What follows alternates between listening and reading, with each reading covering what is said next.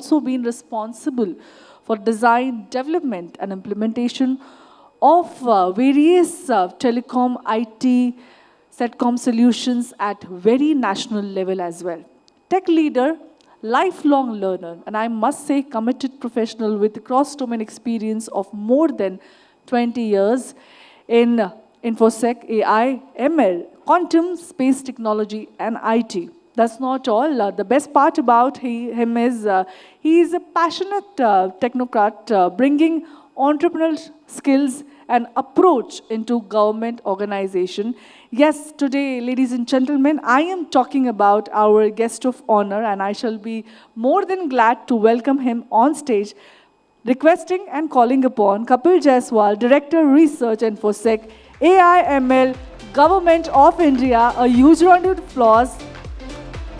We are very glad, very thrilled, very excited, absolutely delighted to have you here. Okay, so I'm not exactly from the, I'll say, fintech background or the banking background. I work, my field is Infosec, but I have forayed into the financial Infosec, where both these fields converge, and that's my understanding of the system, the process and the systems. So before I go, AI technologies, BFSI, is it there, is it not there? Some portion it is coming, somewhere it is not coming. Whether do we really need it or have we reached somewhere? Okay, so before we dwell into this, I'll just tell a personal experience. Say a month back, I decided to buy a term insurance from a leading Indian insurance provider. I thought we are very automated. Let's try the direct route, log on to the website, create a profile, log in, and it will be done. So you started the process, everything, you did the data entry, everything. They asked me, okay, you provide us a set of documents. Okay, I am a cybersecurity professional, primarily Infosec, so I get worried, okay, he's asking my Aadhaar, and he's asking my, say, some kind of a bank account. Okay, I will not give it that. They gave an option, okay, you give your passport as an address proof and your date of birth, and provide probably your IT return. So I said, okay, fine, I will not share Aadhaar, and this, I gave them a thing. Few things like this, I'm almost touching 50, so I had a hypertension, I added that, okay, I have this. Very good. I got 3 calls in next 3 days. Every day, sir, you have not progressed yet, you have not made the payment. Fine, I said, okay, let's, so they're nudging me, I made the payment. The process after that was slightly not very smooth. I get a call from third person, sir, you have uploaded the document, but we need Aadhaar also. Fine. So I said, yeah, I don't want to give Aadhaar, can I give you mask Aadhaar? He said, no, sir, we need the original Aadhaar. I said, how do I share? You send me on email. Email? Aadhaar? I'm a Infosec professional. As long as you're being loaded onto your ERP platform, I was okay with it. I thought some kind of security is there, probably accessing. But the moment I give it to your email, I'm actually giving, after that email can bounce number of places. Aadhaar can go everywhere, my number gone. But anyway, they have done my medicals. I was worried, I gave. Next day I get a call, sir, oh, that's fine, you have given an ITR return, but we need the last 3 months, either your bank account or last 3 pay slips. Fine, give it. Third day I get another 3-4 days, I get a call from third person now. So this is what the company claims, sir, you will have a classic one relationship manager through your process. So by the another week, I get a third call from another person. Sir, you have a hypertension, so you require to undergo this test and we need to give you some certificates. I said, okay, mail me what certificate you need. He said, sir, perfectly fine, we need to send you the certificate. You can't do it online, you have to take a printout, you have to sign it, you have to scan it and send it back to me. So that's the 4. After all this process, they gave me finally the term policy was issued. When the policy I got in hand, I realized I had a date of birth, say XXYYYY. So and what I get, XZYYYY. In between, they have given me confirmation, they have validated my date of birth from Aadhaar. The policy document says my date of birth has been validated by PAN, okay? And in the end, the date of birth is marked wrong. What it tells, there is a tremendous amount of scope in our processes, validation, verification, and all these processes are very easily achievable. by the process automation and an overlay of AI into it. There's a lot left, and it's a personal experience. And the worst part is data security. We all talk about data security. We should be preserving our Aadhaar numbers. We should not be giving our Aadhaar to anybody. Giving your 12-digit Aadhaar numbers opens multiple avenues for targeting your ID in future. So because that is becoming the central point where, as a nation, we are trying to evolve the ecosystem. Aadhaar is the center point. It's the center of gravity on which rest everything is being built. So there are challenges. Anyway, so with this, we come to the AI application. What normally people are looking at, this is the first level of thought processes where you're looking for the easy hanging fruits, what can be achievable in the near futures. So let's do the automation and the automation of routine tasks, customer service, support, data entry and processing. So as I discussed, this complete process, even if it's a company, is a tier 1 company in the Indian state, my experience was this is not there. So there's a tremendous amount of work which is required to be done here. Fraud detection and prevention. Theoretically, fraud detection and prevention works very good. In practical, all machine learning practitioners and who work in this domain know the data on which you train and the data on which the system actually works is very, very imbalanced. Once you train your system, you have a curated data, you have a 50% off or 60% off are the good cases, 40% are the bad cases you've done. But the moment to deploy these systems onto the actual scenario, the data which it gets is very, very imbalanced. Fraud says only 0.5%, 0.05%, 0.1% of the overall transactions. The data modeling which is done there, it doesn't translate very good here. Okay, where the personalized customer experience is coming, the third stage, AI-driven recommendations here are good. That is where the chatbots or the conversational AI or the ChatGPT's derived applications can do good. But they are recommender systems. So as of now, where the classical decision making is required and you want a very, very binary kind of a decision, that is where the tweak is there. But as long as it's a financial advice, some kind of recommendations, suggestions, if a customer is facing a problem, what is the way to address it, those things can be addressed. So these are the few tasks which are simple. By the end of the talk, I'll come to the tasks which AI can do, but they're more complex. And that is where we should be focusing. We should not be, these are the things which more or less in some time frame will be addressed. So there is something called the AI maturity framework, increasing level of operationalization on the horizontal axis and complexity on the upper axis. So if you look at the left-hand bottom, data visualization and basic data analysis, this used to be called business analytics or data analytics earlier. Based on that, some kind of a statistical models were built. They could do some prediction. Then came the traditional model. Then came the deep learning, NLP. And what is not there is the LLM or the foundational model.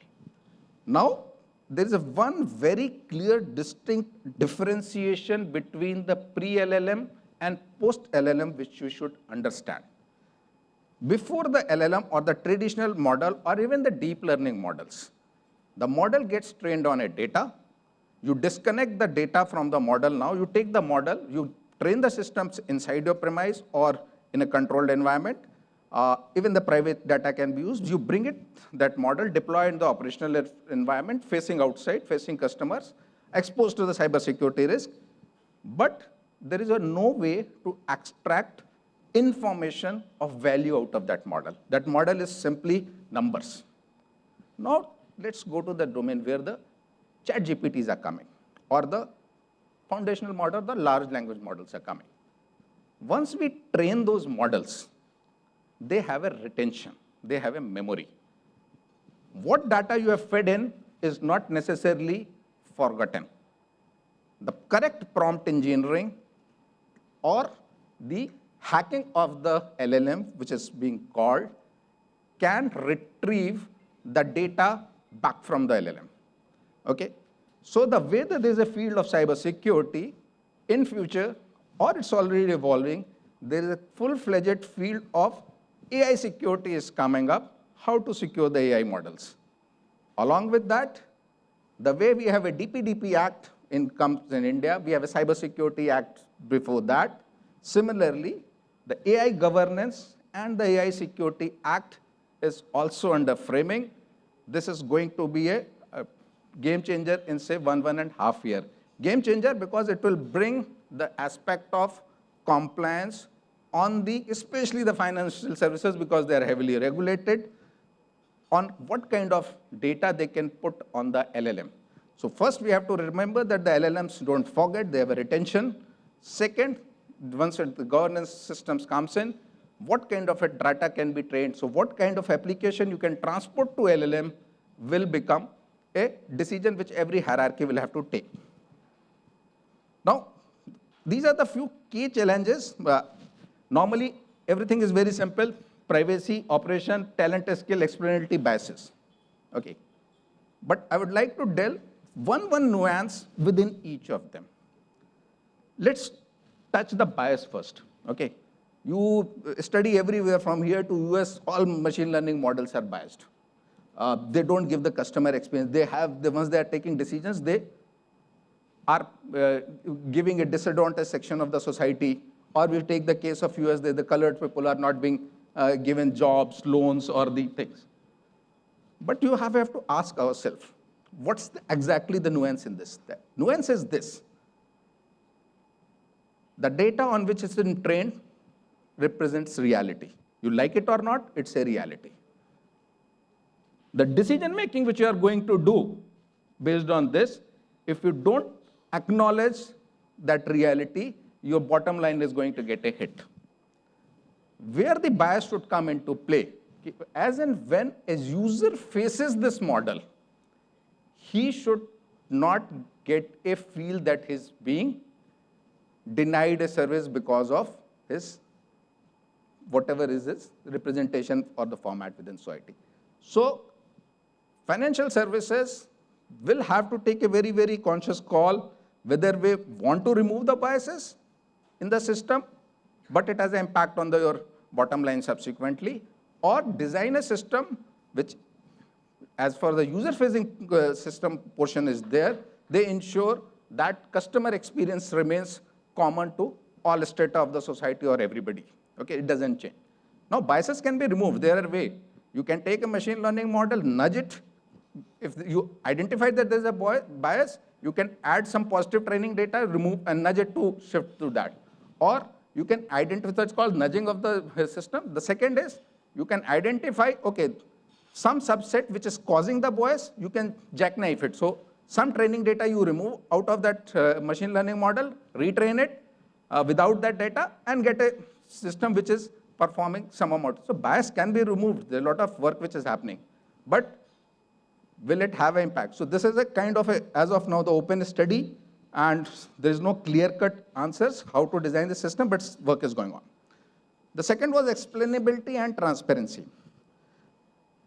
Especially if the machine learning models are used to craft policies and decision-making which impacts the population or the large group of people.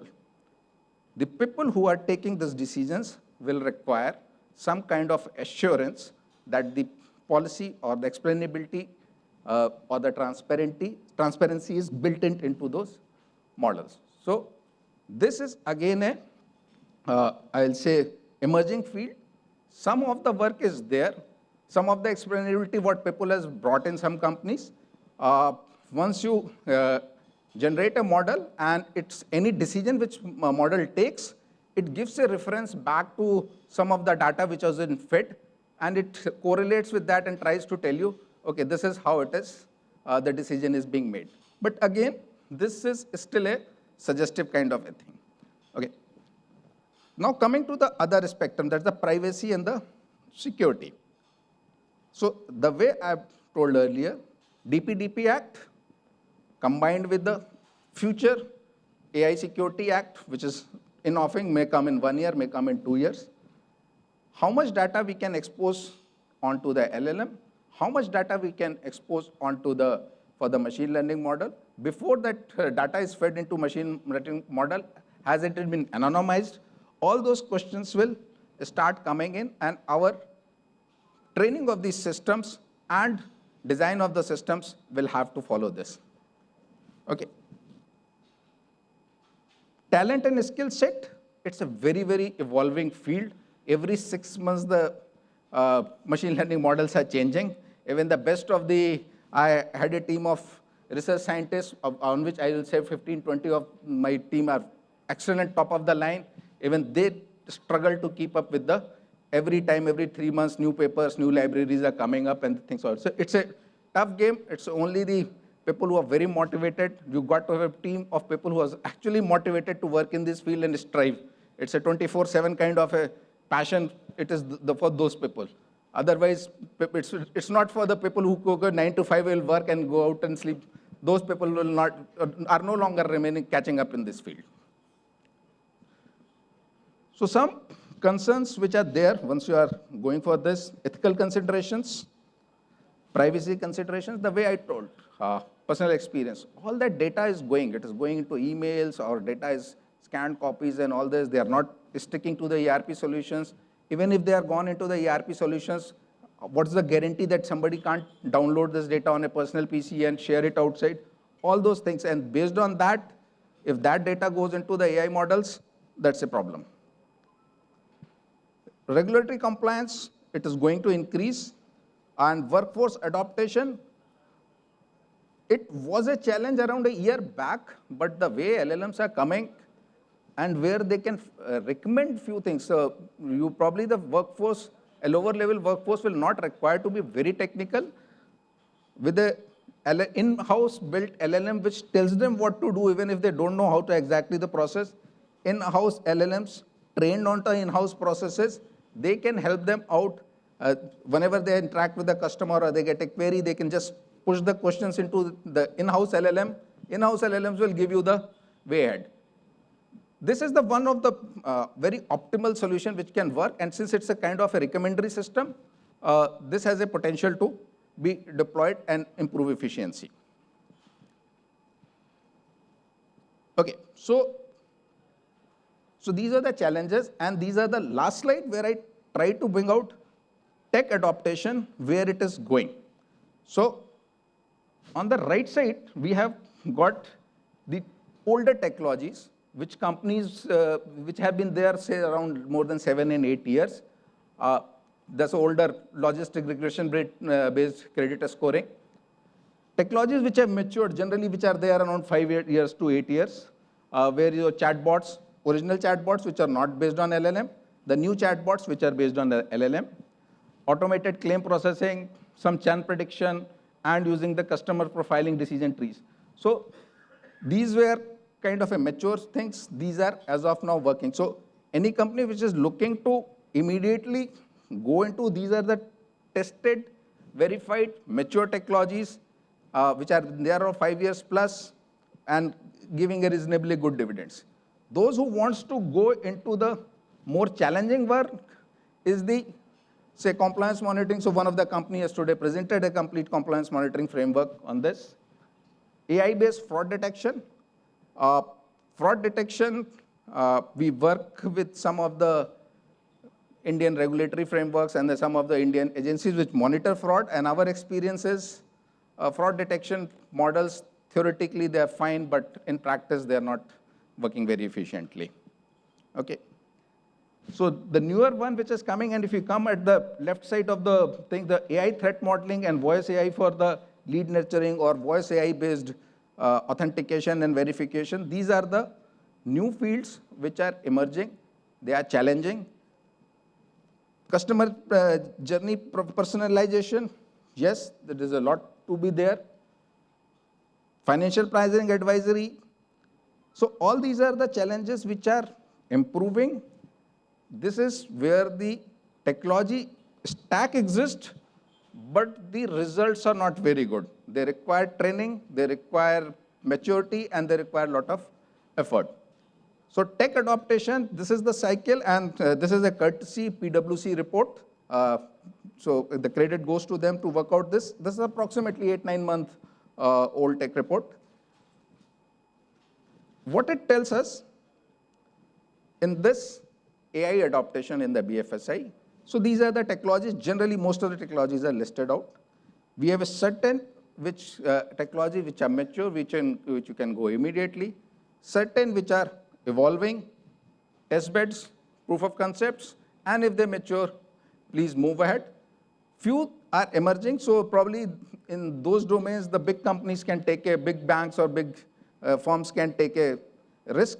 Rest probably can wait and follow. Okay. So this was the basic idea was, okay, identify what are the tech trends and come up with a things which are presently implementable and what is happening in the future. Okay. Thank you.